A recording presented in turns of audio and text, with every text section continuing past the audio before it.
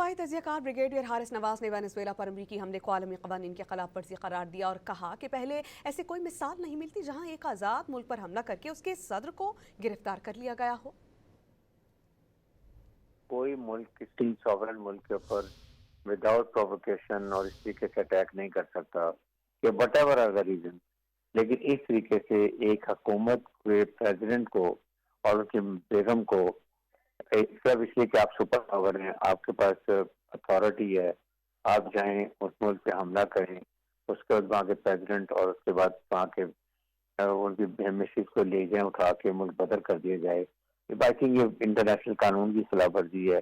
اب دیکھنا یہ ہے کہ ان کی جہاں باقی حکومت جو ان کی ہے وہ کیا، ان کی ابھی کوئی کانفرنس ہوتی ہے، منسٹر جو ہوتے ہیں، کیبنٹ ہوتی ہے، وہ کیا فیصلہ کرتی ہے۔ مطلب یہ ہے کہ جو بھی امریکہ کی مرضی کے مطابق اپنی حکومت کے فیصلے کرتا ہے اور اپنے ملک کی بہتری کے لیے کام کرتا ہے اور وہ امریکہ کے آرڈرز کو ڈیفائی کرتا ہے، دیٹ ڈزنٹ مین کہ پھر امریکہ اس کو اپنی مرضی مسلط کرے۔ اور دس is never seen in history, میں نے نہیں کبھی سنا کہ اچانک آپ آئیں اور ایک ملک کے صدر کو اور اس کی بیگم کو اٹھا کے زبردستی جلا وطن لے جائیں۔ یہ میں نے تو پہلی دفعہ سنا ہے۔